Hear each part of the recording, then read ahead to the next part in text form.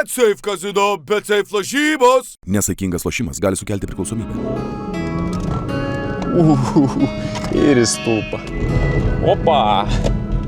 RVD. Įdomu, ratai sukos ar ne? Sveiki visi, jūs tik pažiūrėkit, kiek pas mane yra raktelių. Ir tai ne visi mano automobiliai turi tokį daiktą, arba tiesiog tų raktų čia nėra.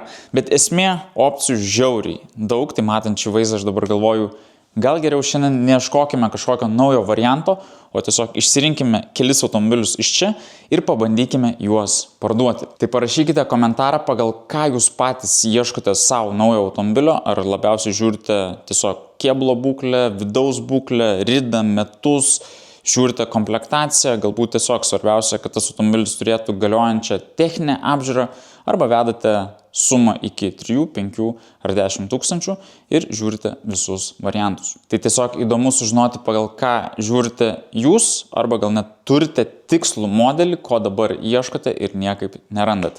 Tai parašykit žemiau, taip pat nepamirštam paspausti patinka ir sekančiame video išrinksiu vieną laimingai, kuris ir laimės Norbe Films Gift Pack. O dabar imame kelis automobilius iš čia, tai pavyzdžiui šitą ir šitą. Einam į lauką ir žiūrim, ką čia turim. Grįžtu prie E9, čia vat stovi E91, juodas, universalas, dizelis. Iš esmės galbūt jaunimas ir nenori tokio varianto, bet faktas, patikimas, ekonomiškas automobilis. Ką mes iš tikro šiandien darysim, realiai bandysiu parduoti truputį savo autoparko, nes buvau radęs prieš kažkiek tai laiko vieną kitą gerą variantą ir manau, kad tikrai atsiras, kam toks automobilis patiks. Viską pamatė gyvai, kaip jis čia atrodo, kas yra gero, kas yra blogo, galbūt sugalvos ir įsigyti. Šiaip taip ir galvojau pats, kad tiesiog pasiliksiu kažkurį vieną, kuris liks, o kurie parsiduos, tie parsiduos. Tai gal dabar net nereikia to sniego atkasinėti, reikia pabandyti iš vis užsikurti. Ar 91 dar vis gyvas, bet matau, kad akumas traukia, signulkė veikia. Po to mes turėsim F11 irgi Tauringas. Ir taip pat F31 dar vieną universalą. Tai iš esmės visi gana panašus automobiliai, visi dizeliai, bet kiekvienas pataiko į skirtingą auditoriją ir kainuoja skirtingus pinigus. Sport salonas, bet nešildomas, gaila. Nėra teliko, mechanas, toks paprastas 91, bet yra tikrai didelių pliusų, kurie mane ir papirko. Aha, galvojau nesikurs, bet užsikūrė. Ilgai stovėjo, ilgai nejudintas, bet panašu, kad viskas gerai. Tai šiaip šitas 91 yra 2008 metų, tai prie to pačio pabandysim ir OBD11, pasijungsim device'ą, pasitikrinsim, o po to visą įdomumą, ką aš labai noriu sužinoti, pabandysim ant F31, nes ten yra X-Drive'as ir galbūt pavyks padaryti vieną tokią visai smagią modifikaciją. Kol motoras šyla, galim pakalbėti apie OBD11 diagnostiką, tai jeigu svarstėt, galvojat, norėjot, žinokit, dabar jūsų šansas, tai nieko nelaukit, eikit į obd11.com, nes dabar turime Black Friday ir tiesiog žiauriai didelės nuolaidas įvairiems pasiūlymams. Tai net iki minus 40% pigiau įvairiausiams dylams. O šiaip OBD11 diagnostika tinka visiems automobiliams nuo 2008 metų, kurie turi OBD2 jungtį. Tai pasijungiat, gali daryti diagnostiką motorui, dėžiai, kitiems blokams. Jeigu pas jūs BMW, V grupės automobilis, Lexus ar Toyota, jūs dar galite naudotis One-Click aplikacijom. Tai viską tuoj ir pamatysit. Bet dabar, kaip sakau, svarbiausia nepraleiskit progos ir įsigykit tokį nuostabų daiktą daug pigiau. Tai kokie pliusai? Rida tik 200 000 kilometrų, greičiausiai, kad tikra, dar patikrinsim per Car Vertical. Tada motoras toks turintis visokių nuomonių, jau Feiso, 2 litrai 130 kW, bet iš esmės su tokia rida tvarkingas, manau, kad nėra jokių bėdų. Ir pats kėbulas, tikrinau, greitai prabėgsim ir prie kameros, nei viena detalė nėra dažyta. Tai iš esmės komplektacija gal ir nėra automobilio labai kažkokia įspūdinga, bet bent jau pats automobilis yra tikrai gyvas. O šiaip su mechanu žiemą net ir smagiau. Iš tikro net pamelavau, nes rida ant skydelio yra 193 511. Tai 200 net nesekė. O dabar pasijungiau OBD 11 ir žiūriu, stovi kelios klaidos. Tai visų pirma, reikia pasikeisti kaladėlės. Tai iškart matom, jau sensorius meta klaidą ir tada kažkas su multimedia. Bet čia gali būti, kad tokios klaidos dar sėdi nuo seniau, tai vat ką padarysim, pratrinsim, tada pasivažinėsim ir pažiūrėsim, kas grįžta, kas ne. Tada taip pat žiūrint OneClick aplikacijas ir kalbant būtent apie E-seriją, turime labai daug opcijų, nes iš tikrųjų prieš kurį laiką jau yra paleistas E-serija update'as, tai va tada atsirado begalė galimybių, ką galim keisti, bet aišku visą tai priklauso ir nuo jūsų automobilio komplektacijos, tai jeigu kažko trūksta, iš niekur neatsiras tas dalykas, tarkim, noriu telike tokios ir tokios animacijos, bet teliko net nėra. Gal reiktų minimaliai prasivažiuoti, o šiaip vidus, kaip matot, tvarkingas, nenudroštas, minėjau, sport salonas, nešildomas, multivairas, jokio teliko, mechanas, jokių cupholderių, paprastas, ekonomiškas daily caras. Nu jaunimui vienas pliusas yra AUX jungtis, tai va per laidą pasijungsit savo telefoną ir galėsit pasileisti mėgstamos muzikos. OG. Prisivažinėjom. Reikės kitą mašiną pirkti. Stebėkit, 2 litrų dizelis. Op, kiam, šiam, 8, 120. Atsileidžiam. Važiuoja rimtai. Ne. Taip gal ir nevažiuoja, bet bent jau nieko nevalgo. Stovim į aikštelę, apsižiūrėsim tą kėbulą, nes vat, tikrai retai sutinkamas toks gyvas E9, E91. Žinai ką pagalvojau, kad galbūt tokį 91 net pasilikčiau savo, nes iš esmės pigus automobilis, pigi priežiūra, parduočiau dar savo daily, turėčiau biudžetą ant projektų. Na, bet žiūrėsim, kaip gausis, tada iš nepaminėtų pliusų turime priekyje ksenonus.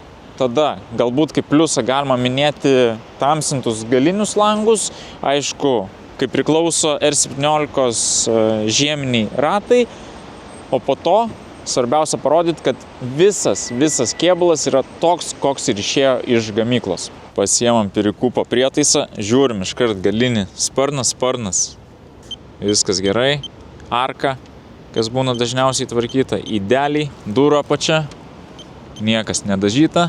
Vairuotojo durelės, irgi viskas gerai. Priekinis sparnas. O, viskas tvarkoje. Kapotas, nedažyta. Kitas priekinis sparnas, good. Keleivio durelės, 110. Įdeliai, galinės dešinės pusės, 9. Įdeliai, galinis sparnas, 9. Kantelis, 9. Apačia 120. Bet viskas taip, kaip ir priklauso. Net bagažinės dangtis nei supuvęs, nei dažytas. Stebėkit, 9, kitoj vietoj 110, čia 100. Tai iš esmės idealus E91. Realiai nėra ką galvot, sėdi ir važiuoji. Tai nešalam, važiuojam žiūrėti kito varianto.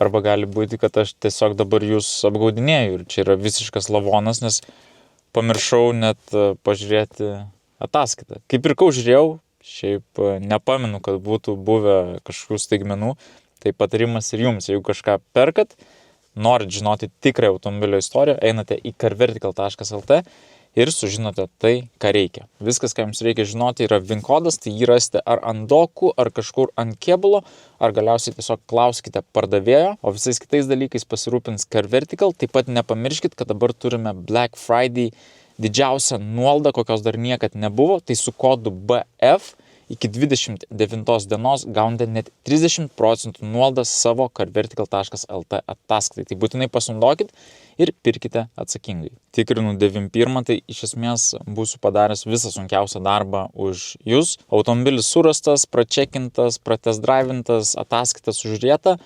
Tai vat viską atlieku, o tada galiu perleisti kitam savininkui, kuris jau važinės be vargų. Žiūrim ataskaitą, tai su rida viskas gerai, bet matome patirtą žalą. Tai kaip čia tas kėbulas toks tvarkingas, nedažytas, bet automobilis daužtas. Dar greitai pasižiūrim ridą, tai iš viso turime 5 fiksavimus, paskutinis fiksavimas 2023 metai, 6 mėnesis, 176 000 kilometrų. Tai labai smagu matyti tokią mažą ir tikrą ridą, nes pirmas didesnės ridos fiksavimas yra 2018 metais, 112 000 kilometrų. Jeigu tais metais automobilis būtų atvežtas į Lietuvą, dar drįsčiau spėti, kad galbūt prieš tą dieną kažkas ir bandė atsukti tuos visus skaičius, bet žiūrint laiko juostą, tai būtent 2018 metais automobilis vis dar buvo Italijoje, o sekant įrašus toliau, 2019 metai automobilis taip pat Italijoje, turime pasikeitusios savininko įrašą ir į Lietuvą automobilis atkeliavo 2019 metų 5 mėnesį. Ir tada turime užfiksuotą ridą, žiūrim. Taip, irgi turime 122 000 kilometrų. Tai viskas tikrai tvarkingai. Dabar galime žiūrėti, kas ten su ta žala. Taigi matome, jog įrašas yra iš 2020 metų 11 mėnesio, žala iki 500 eurų. Buvo pažeistas galas, tai kadangi galiniai ketvirčiai sveiki, bagažas sveikas, suma nedidelė, greičiausiai buvo apgadintas tiesiog galinis bamperis, tai arba jis yra pakeistas, arba perdažytas, arba galbūt net tas pats ir stovi ant automobilio, tiesiog nematom kažkokio smulkaus įbrėžimo, kuris buvo tiesiog užregistruotas oficialiai. Tai viskas iš esmės kaip ir gerai, galiu ramia sąžine šį automobilį parduoti. Tai palauk, Norbe, kokia ta kaina? Iš tikrųjų gaila truputį net parduoti gerą automobilį. Per greitai prisirišu net ir prie tokio paprasto varianto, bet jeigu kažkas kitas važinėja su E91 už realiai Kem 6 kainą, tai defektų nėra. Techas dar ten iki 25 metų Liepos mėnesio ir praeiti iš esmės irgi nebus problemų. Tai ta kaina Black Friday pasiūlymo metu 2800 eurų. Manau, kad tikrai geras dylas, o dabar žiūrim dar vieną variantą. Toliau pas mus stovi F11, tik nežinau, ar apie jį labai daug kalbėti šiandien, ar palikti kitam kartui, nes pasakysiu tiesiai šviesiai, čia turime atsuktą ridą. Tai vat pas mane melo nebūna, tai situacija yra tokia ne pati geriausia, nežinau, kam tas ridas reikia atsukinėti, bet ką turim, tą turim. Bent jau pliusas už remelius, autogidas.lt ir kaip tik, kadangi kalbam apie pardavimus, norit parduoti kokį nors automobilį, visiems skelbimam, jų patalpinimui 50%. Tiesiog einate į autogidas.lt, jeigu pas jūs visureigis, 4x4, pikapas, SUVas ir panašiai, jums skelbimas kainuos iš vis tik 1 eurą. Tai pasinaudokit, neverkit, kad visas video vien reklamos, tiesiog naudingi dalykai, chebra, video apie automobilius, jūs esat automobilių entuziastai, nematau problemos. Tai kol kas tą atsuktą ridą paliekam ir einam prie vėlgi gero varianto. Realiai sakyčiau, tobuliausio daily caro šiai dienai, jeigu turi kažkiek didesnį biudžetą, tai ar F30, ar F1, galbūt net koks antrukas, F-ke, dizelis, automatas 8HP, 8 bėgiai, super ekonomiškas automobilis, super gerai važiuoja, tiesiog, kaip sakau, tikrai geras daily. Tai čia, aišku, turime Preface'ą, 105 kW, 2 litrai dizelis, jeigu paimtumėt Face'ą 100 kW, iš vis būtų bomba, bet pilnai užtenka ir tokio. Turėjau ne vieną būtent tokį ir, kaip matot, teko vėl sugrįžti. Norėjau sakyti, kur raktelį, bet pasirodo, čia net nereikia pultelio, viskas veikia be šito daikto. Šito komplektacijų nežinau iš tikro, atradimas, o šiaip kaip minėjau, automatas, sport salonas, šildomas šį kartą, didelis TV, vien žodžiu, truputį rimčiau. Bet pažiūrim, kaip situacija su akumu. Čia, manau, dažnesnis dabar klausimas žiemos metu. Yra. Viskas gerai, cold startas pavyko, kalam šildomas sėdynės, matau, pirma klaida tai tiesiog, kad mažai degalų.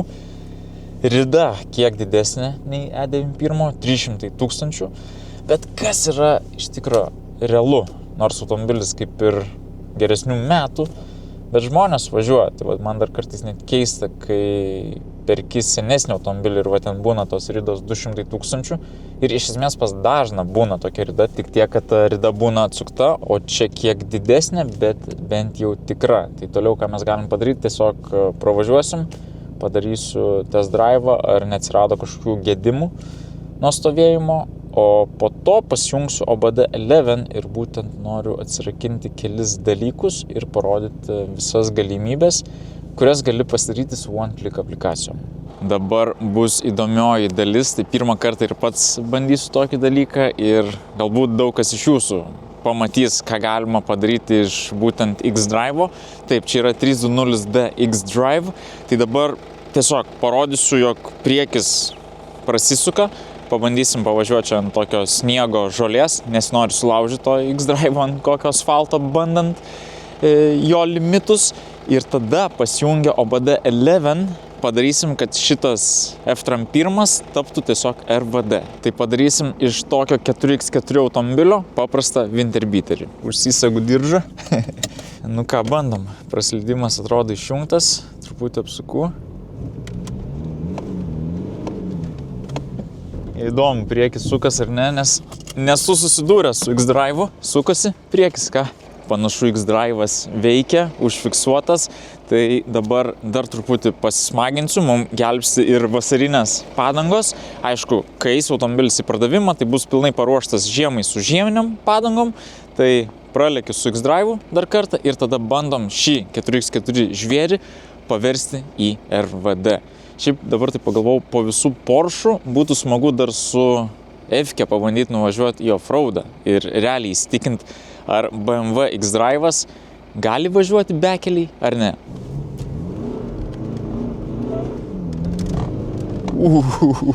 Ir į stulpą.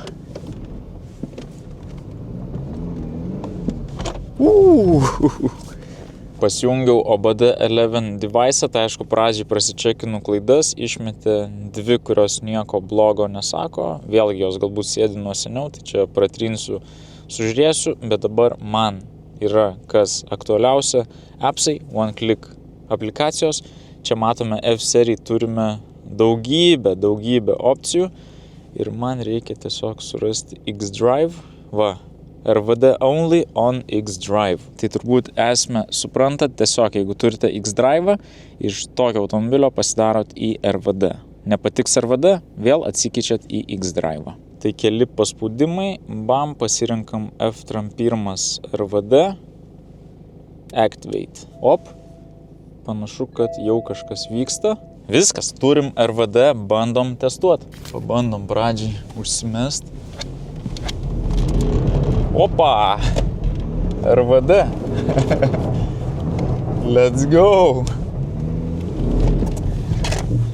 Veikia, hebra, viskas pasirodo pavyko, bet pats spotas nelabai koks. Atrodo, kad sniegas, bet labai greitai prasikas iki purvų, akmenų ir panašiai. Pabandom gal kažkur dar burnautą, nu ir teks modą užskaityti. Nebent rasit kažkokią čia trasą netoli, tada galim paliekti ir iki jos. Tai pabandysiu burnautą, bet šiaip kas čia daro su spotu, baisu. Kažkada čia išmokom šert, kažkada čia roškrogės prasidėjo, dabar baisu net va su tokiu komfortišku automobiliu užsimest, nes gali ir apsiversti. Tai tikėkime, čia priekio nuo to asfalto nenustums, o galas tiesiog nusivels, nes čia purvas, sniegas ir akmenys. Turime open diffą, neaišku, kuris ratas suksis. Ui! Į neutralą šoko. Tai bus tas pats bairis kaip su mano E9. Įdomu, ratai sukos ar ne. Bandom dar kartą, jungiam pirmą bėgį ir žiūrim.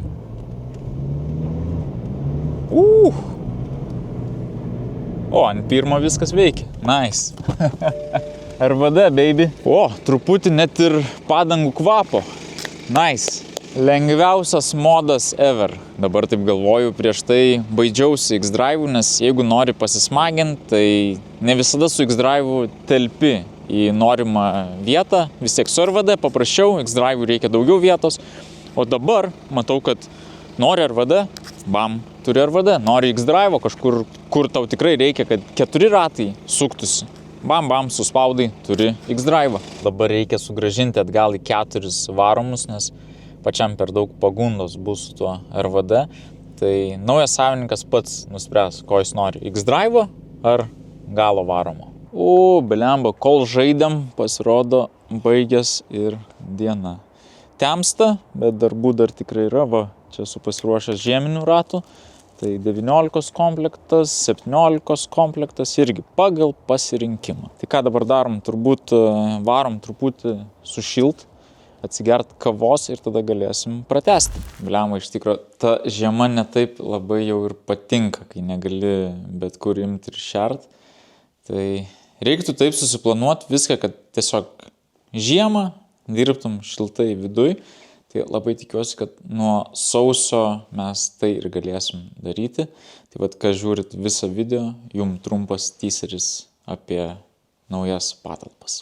Sveiki atvykę į naująjį Norbifilms garažą. Blemba, vaizdas jau ir dabar neblogas ir iš esmės tų darbų neliko labai daug, reikia damušti visas smulkmenas. Tai aišku, pabaigti įsirengti ofisą, tada gruodį turėtume užsibaigti su grindimis, tai dėsis akrilas, iš esmės pati mandriausia tokia danga, ką mes galim turėti ant grindų, geriau negu epoksidas, tai viską, manau, net išeis ir parodyti, nes tikrai turėtų būti įdomus procesas. Tai va, bus tvarkingas, gražus garažas ir dar svarbiausia, kad, manau, labai puikiai pasitarnaus ir kontentui, ir patogesniam darbui. Asmeniškai labiausiai laukiamas projektas man, tai tiesiog užsibaigti patalpas. Bet gal dabar užbaigim su F-1, tai šokam į vidų, parodau dar vieną gerą modifikaciją ir tada jau kalbam apie skaičius bei pinigus. Tai vat, ką noriu pasidaryti, tai pasileisti video per ekraną.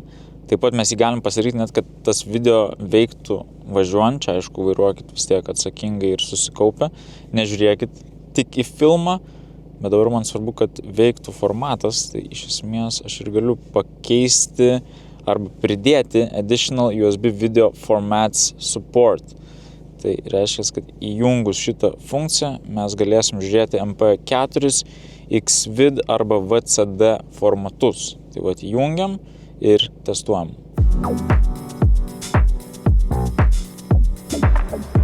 Gaila, kad negalim paleisti video su tikru garsu, nes gausim copyrightą, bet truputį pažaidus dar su pačio video vaizdo formatu, manau, galėsim žiūrėti puikius filmus.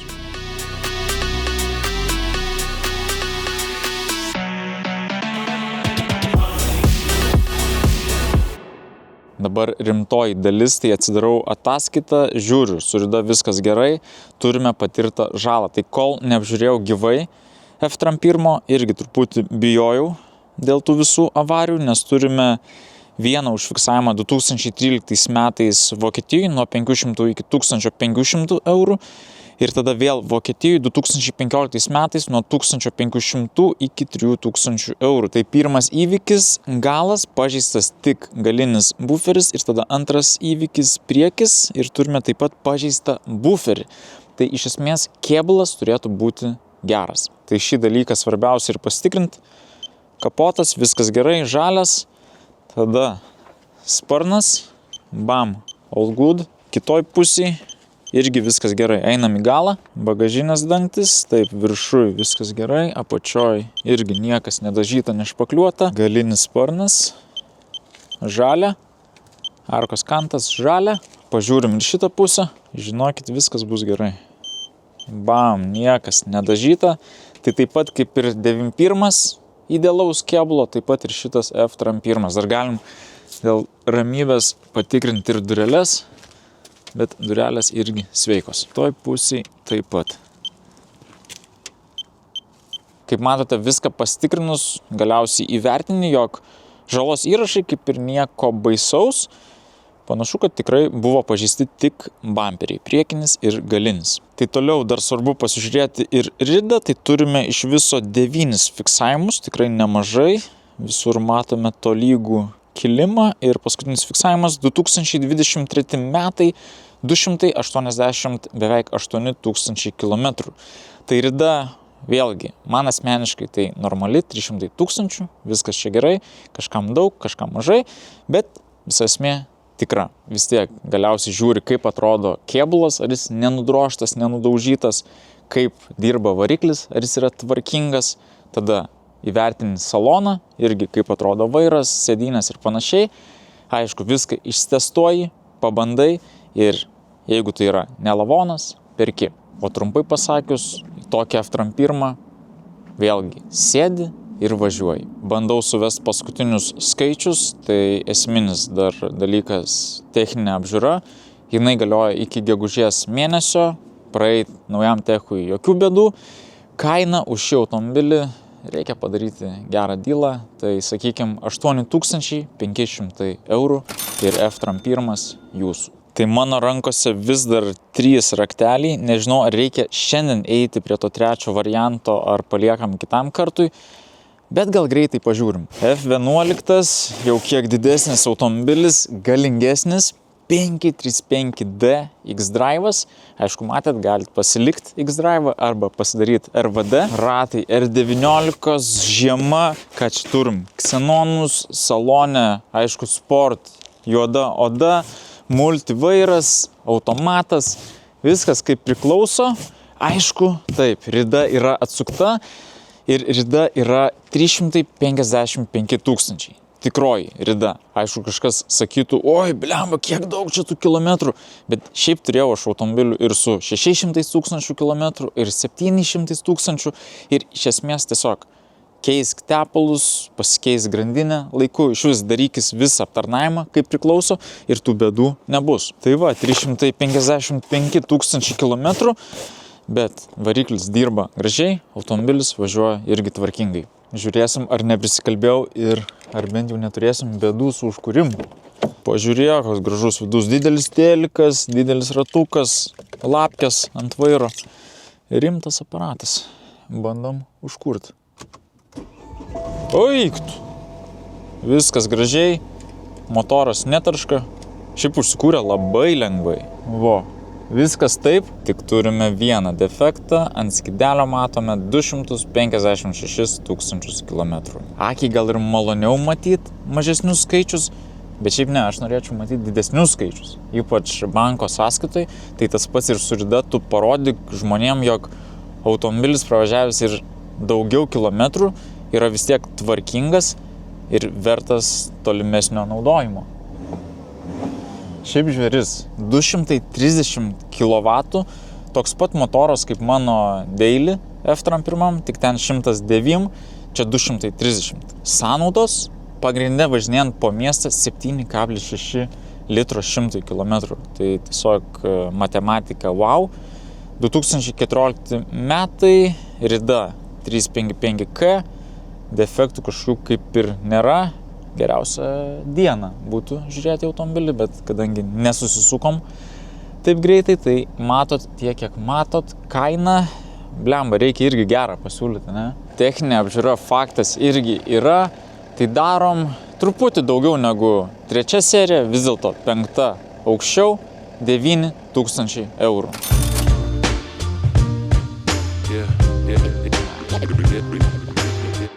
Gerai, man atrodo, šiam kartui užteks tiek, kiek parodėm, tiek. Iš tikro, nežmoniškai šalta, tai nesinori tam lauke ilgai būti, nors visą dieną ir prabuvom.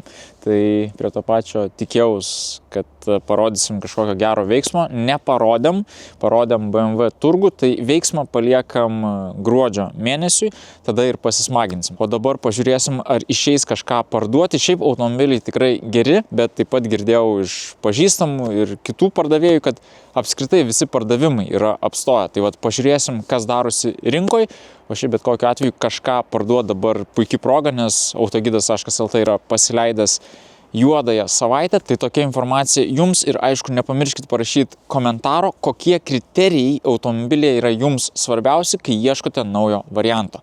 Tai šiam kartui tiek, susimatom sekantį.